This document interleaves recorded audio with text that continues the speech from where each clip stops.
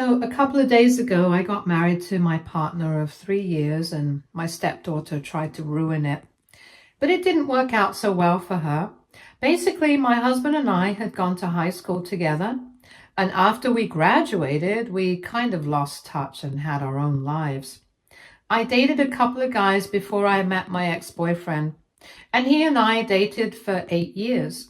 Now, obviously, you guys might be wondering why I did not get married to him, and that was because he didn't want to get married. I was a fool for staying with him because I kept dropping hints that I wanted to get married after our third year together, I think, but he never picked up on it.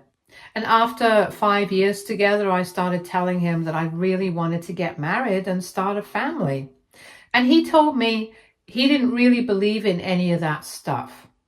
We had a couple of fights about it, but he convinced me to stay with him and give up on what I wanted. And I loved him, so I decided I was fine with whatever he wanted as long as I got to be with him.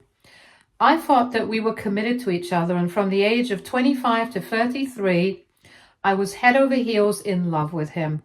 But then a couple of weeks before our 8th anniversary together, I decided to surprise him by showing up unannounced to his workplace with dinner, and that's when I caught him with his co-worker, who he had convinced me was just his friend and nothing else. And I, like an idiot, had believed him, even though I did notice them flirting with each other at some parties before I finally caught them in the act. They were in their office and they hadn't seen me, so I just quietly left and went back home, and yeah, I packed up my stuff immediately and I left. I didn't leave a note or anything. I didn't explain anything. I just left.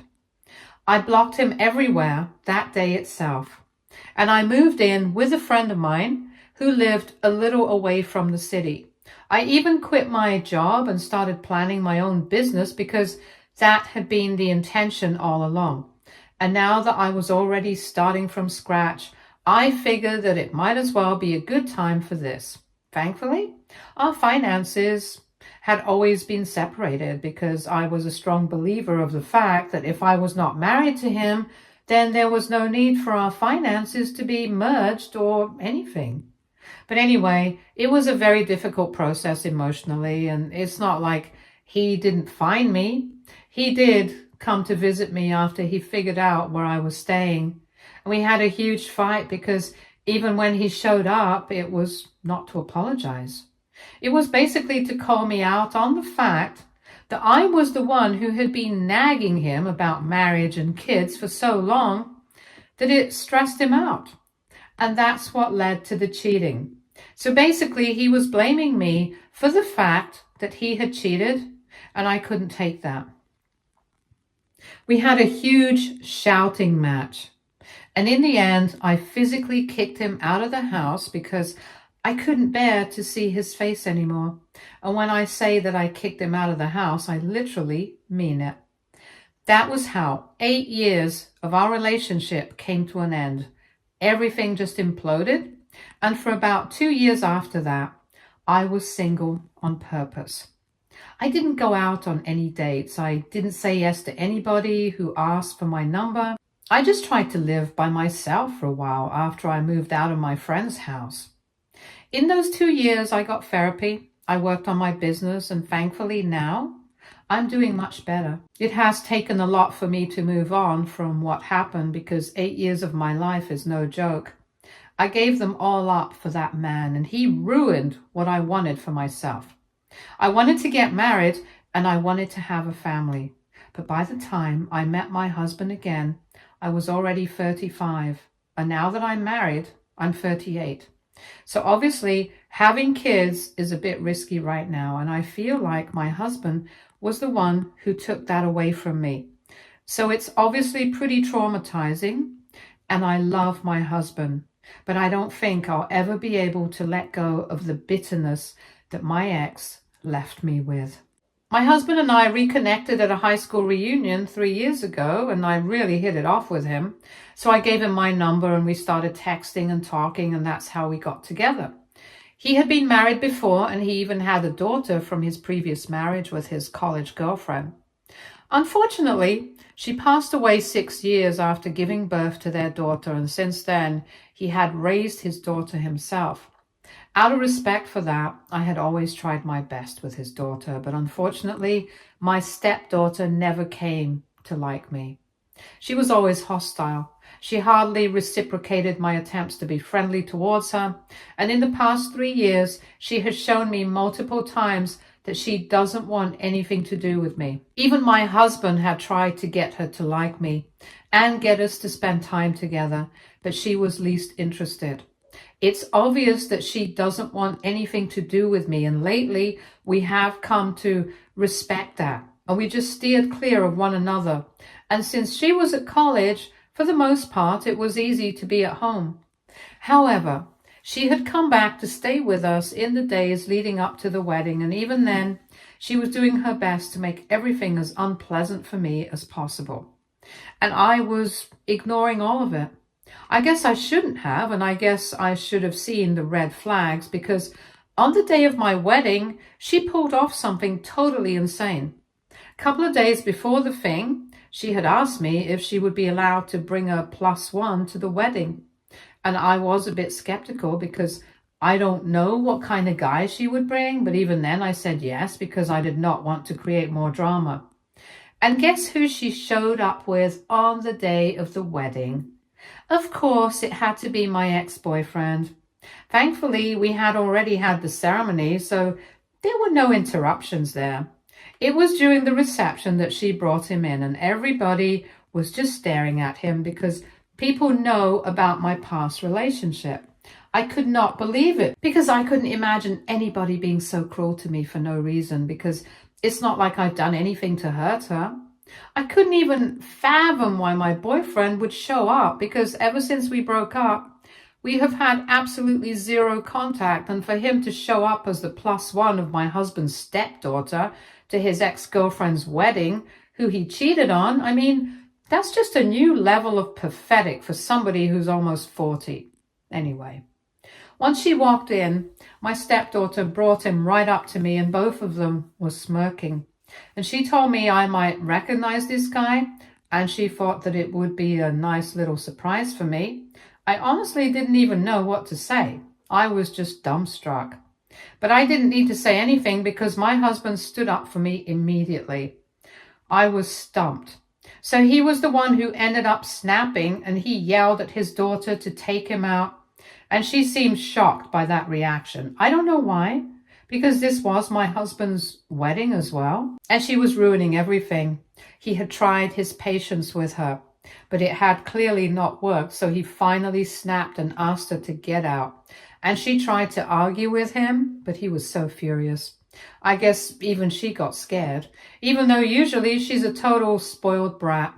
Anyway, within a couple of minutes, both of them had walked back out, and my husband apologized to all the guests for the inconvenience. And just to distract them, we started serving the food, even though it was not the correct time. But we had to deal with this situation, so there was nothing else to do. I was very upset, so I stayed with the guests, and for half an hour, my husband was outside. And when he came back, he told me that he had nothing to worry about anymore, and we could proceed with the event as usual now. So we had our first dance, we had the speeches and everything, and nobody brought up what had happened earlier. Thankfully, in that respect, people were quite nice, and I was allowed to forget about everything that had happened. Now, it's been a couple of days, and I have finally found out what exactly went down between my husband and his daughter the other day when he went out to speak with them. Basically, I'll keep it short. He told her that he was not going to pay for her college situation anymore because what she had done was unforgivable, and she was going to have to make her own arrangements, and she was livid about that. And she is currently blaming me on social media. And he also told her she was not welcome to come and stay with us anymore unless she could make it up to me somehow. Now, I know that it's not my fault, but my stepdaughter's maternal grandparents are accusing me of ruining everything and are telling me that I'm heartless, and I don't think that's right. Aita for not feeling bad for my stepdaughter getting kicked out of the family. Update 1. Okay, so a lot of you had been asking me how my stepdaughter was able to find and contact my ex. And well, I don't think it must have been that hard because everyone knows his name. And with social media, I think it was a piece of cake for her. As for why he decided to show up, I don't have any answers for that. I guess he's just a troublemaker and he hates me or something, so why not? Is it creepy that he showed up as the plus one for my stepdaughter, who's literally 20 years younger than him? Most decidedly so, but that's his lookout. I can't do anything about it. I'm contemplating getting a restraining order against him, but let's see.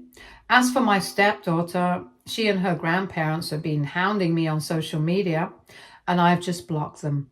They have also been trying to contact me via email and a bunch of different phone numbers as well, trying to convince me to talk to my husband, but I'm not going to do that. In my last post, most of the comments said that this was not my fault. So I'm going to take that seriously.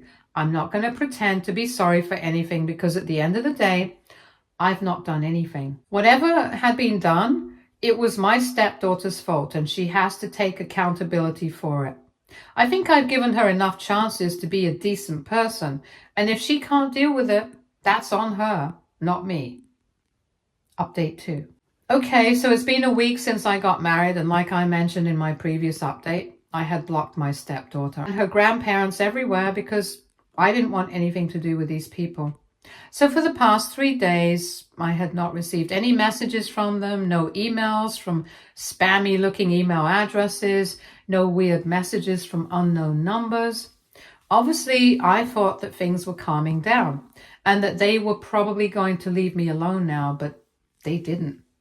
Instead, they decided to double down on whatever they were doing, and they decided to post a bunch of pictures of me on their social media handles with the nastiest captions that they could come up with.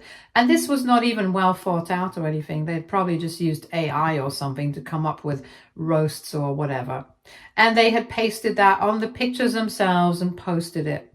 I showed it to my husband, and we're going to have to take legal action against him if they don't take it down because this is ridiculous.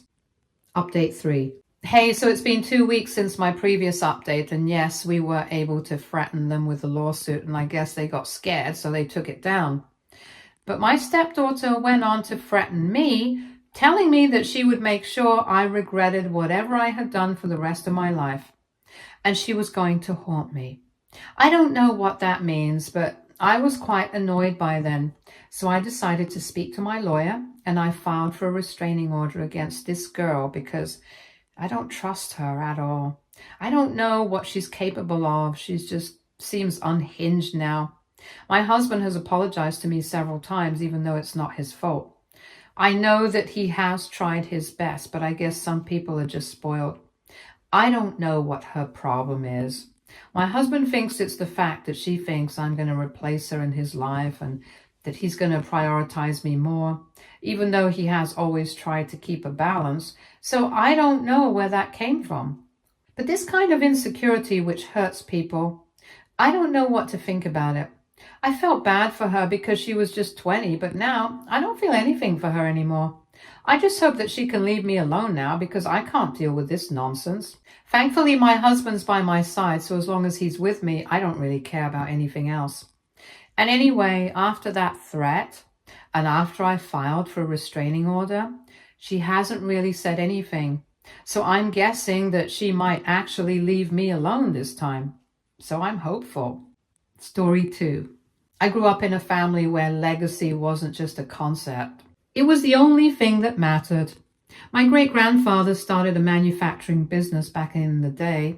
Old school metal parts, bolts, hardware, factory tools. Nothing glamorous, but it was stable, reliable, and profitable enough that each generation could coast off the one before it. By the time I was born, the company had ballooned into a multi-million-dollar operation. Everyone in my family worked there. My grandfather was the CEO. My dad and uncles ran different departments. My cousins were being groomed as the next wave. Even the family dinners sounded like board meetings half the time. And for a while, I thought I'd fall into it too. When you're raised in that kind of bubble, you just assume it's your path. until I didn't. College changed things for me. I majored in business, but I got exposed to other things: startups, tech innovation, sustainable design. I started seeing the world beyond bolts and industrial contracts. I started dreaming of something else, something that felt like mine. So when I graduated, I told my family I wasn't coming to work at the company. I said I appreciated everything they'd built, but I wanted to start my own business in a completely different field. I was interested in product design and e-commerce, specifically eco-friendly homeware, recycled materials, modular furniture and design. It was risky, sure, but I had a business plan. I had a little saved up and I was excited for once. They didn't take it well. My dad didn't say anything at first. He just stared at me like I told him I wanted to become a magician or something. Then he asked if I was joking. I said no, I was serious. The first blow came from him. He said I was being reckless, that our family had spent decades building a name and reputation, and I was going to throw it all away chasing aesthetics, that no one in their right mind would choose online candles over multi-million-dollar contracts in steel manufacturing. I told him it wasn't about candles, it was about using what I'd learned to build something relevant to the future. He cut me off and said, "We don't need idealists, we need loyalty." After that, it spread through the family like wildfire. My uncle cornered me later that week. He said he tried to advocate for me, but the board wouldn't be comfortable offering me any future position if I walked away from the team. My grandmother, who always said I was her favorite, stopped replying to my texts. Even my cousin, who cheated his way through 2 departments and never worked a day alone in his life, had the nerve to say I was being selfish. What hit hardest wasn't that they didn't agree, it was how fast they turned cold. They didn't ask about my plan. They didn't wish me luck. They didn't even pretend to support me on the side. They made it clear I wasn't part of the family business anymore, so I wasn't really part of the family. I moved out a week later, left the city, found a sublet in a smaller town 2 hours away, took a part-time job at a warehouse while I worked on the business at night. Everything was bootstrapped. My website was barely functional. My first few prototypes looked like something a bored high schooler put together in a woodshop. But I kept going. The silence from my family stayed loud. Months passed. I heard through a distant cousin that my chair at the Thanksgiving table stayed empty for appearances, like I was dead, like I'd embarrassed them beyond repair. I remember getting a message once, just a sentence from my aunt. "Still time to come home if you drop the project." I didn't respond. I wasn't about to abandon the one thing that finally made me feel like myself just because it didn't fit their mold. Funny thing is, they talk so much about success and legacy, but never once asked what mine could look like. They had their minds made up. I was the family embarrassment, the one who didn't understand real work, the one who'd come crawling back once I failed, and I'll admit, there were nights I almost did, but I never called. Because even if I had failed, I knew I'd rather fail doing something I chose than succeed at something I was forced into. And that's something they were never going to understand. The first year was brutal. There were days when the sales barely trickled in, sometimes a single order all week. I'd spend my mornings doing part-time shifts at a shipping facility, and then come home to pack my own orders on the floor of my cramped apartment, surrounded by boxes, sticky notes, and samples that didn't look anything like the polished products in my head. There were nights I couldn't sleep because the rent was due, and I didn't know if I'd make it that month. But then something happened. A small blog featured one of my products. Some people would message saying they loved how sustainable it was, and that tiny spark would be enough to keep me moving. I didn't have investors. I didn't have a family name opening doors for me. I had to learn everything: design, marketing, logistics, SEO from scratch. I made mistakes. I wasted money. I failed over and over again. But I never stopped building. My first real break came during the holiday season. In year 2, one of my modular furniture pieces made from upcycled wood and completely collapsible for apartment living got picked up by a mid-sized lifestyle influencer on Instagram. Overnight, I had over 300 orders. I remember crying while handwriting thank you notes because I couldn't believe people actually wanted something I'd made. I hired people to help with the orders because I finally had money, but it was tight. After that, the momentum started to build. I used the profits to improve the website, get professional photos, hire a part-time assistant. I started branching into local pop-up events, urban home expos, and eventually landed a small deal with an eco retail chain. It wasn't flashy, it wasn't massive, but it was working. Somewhere around the 4th year, I got invited to speak at a sustainable design conference. My session was about how small businesses could compete in markets dominated by legacy companies. I still remember standing there on stage, explaining my journey and thinking about how my family used to mock me for chasing aesthetics. I didn't name drop them. I didn't need to, but I could feel the contrast. By that time, I'd quietly heard through old connections that things weren't going well for the family business. They'd refused to modernize their manufacturing process, never bothered to establish an online presence, and ignored rising costs and shifting demand trends. Their contracts were drying up and their supply chain hadn't been updated in over a decade. The market moved forward, they didn't. I didn't revel in it. I wasn't out for revenge, but I also didn't feel sorry for them. They'd called me naive for seeing a future in innovation, but the truth is, they were the ones clinging to the past like it was invincible. I kept building. My product line expanded to include furniture, lighting, and custom decor. All low waste, ethically sourced and designed for modern urban living. A few magazines started to reach out. My brand even got a feature in a piece about disruptors changing the home design game. That's when the family name popped up again. It was just a text from my cousin after 5 years of total silence. No apology, no context, just, hey man, been following your stuff. Looks like you're killing it. Let's catch up sometime. I didn't reply. A month later, a LinkedIn request from my uncle, and then another from my dad, and then finally a phone call. I didn't answer that one either. Not because I was bitter, but because I knew exactly what this was. They weren't proud, they weren't sorry, they were desperate. It wasn't long before I got word that the family business was officially folding.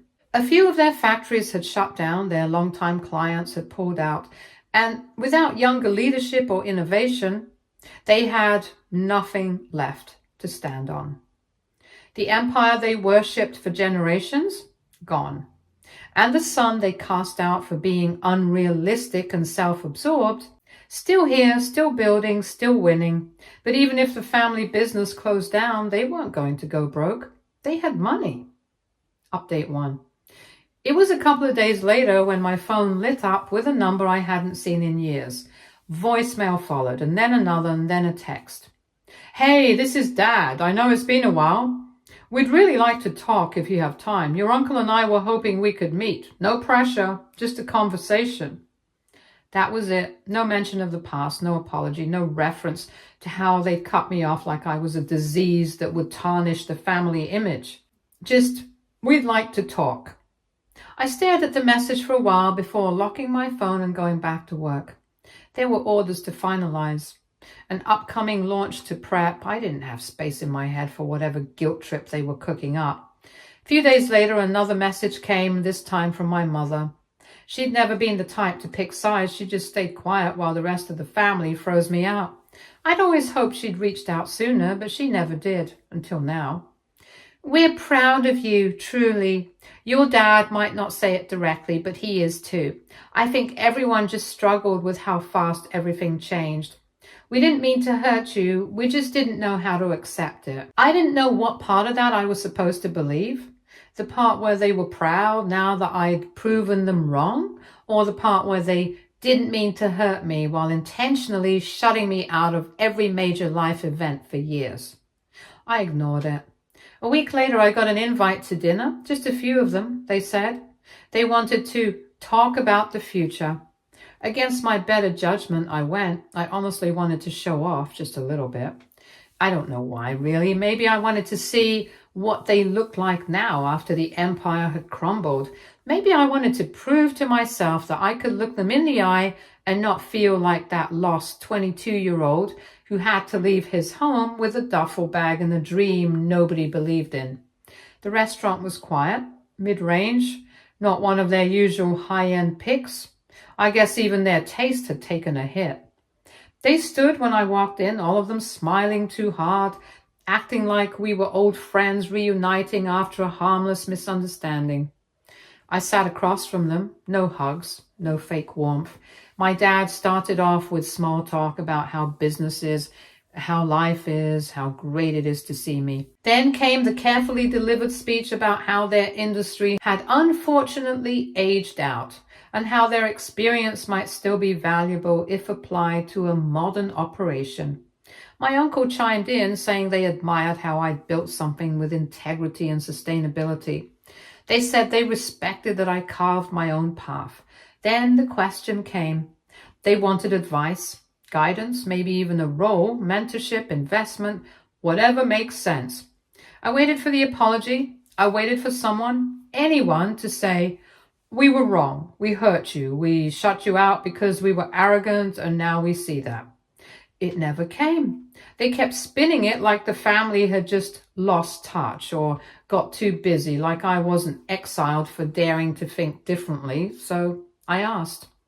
I looked directly at my dad and asked if he remembered telling me I was embarrassing the family name. He went quiet. I turned to my uncle and asked if he remembered saying I'd come crawling back within a year, if he remembered pulling my internship offer and calling it a precaution. No one answered. I told them that I built what I did with no help, that when I was struggling to afford groceries, they were hosting galas and laughing about my candle business, that I had every reason to resent them, and yet I didn't. But I also didn't owe them anything.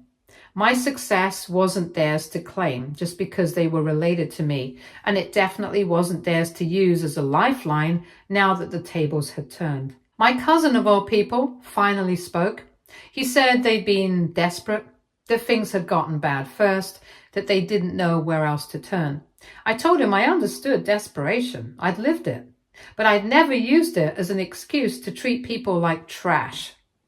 I didn't burn bridges because I thought I was better than someone else. That is what they did with their employees too. And when I walked away from their legacy, I did it with nothing but conviction and a vision, something they lacked even when they had everything. They didn't argue, they just sat there quiet, like they couldn't believe I hadn't shown up, ready to forgive, forget, and fold them into my world. Eventually I stood up. I said I hope they learned something from all of this. Not about business, but about people. Success doesn't come from clinging to tradition and shutting out anyone who dares to think differently. It comes from risk, effort, and belief. They watched me leave. No one tried to stop me. I felt lighter. I had said everything I wanted to, and they really were flawed people who thought legacy meant loyalty without question, and who only valued worth when it could be leveraged. I built my life on something better, and I'd rather walk forward alone than ever let them drag me backwards again. Stay tuned for more stories from our girl relationships.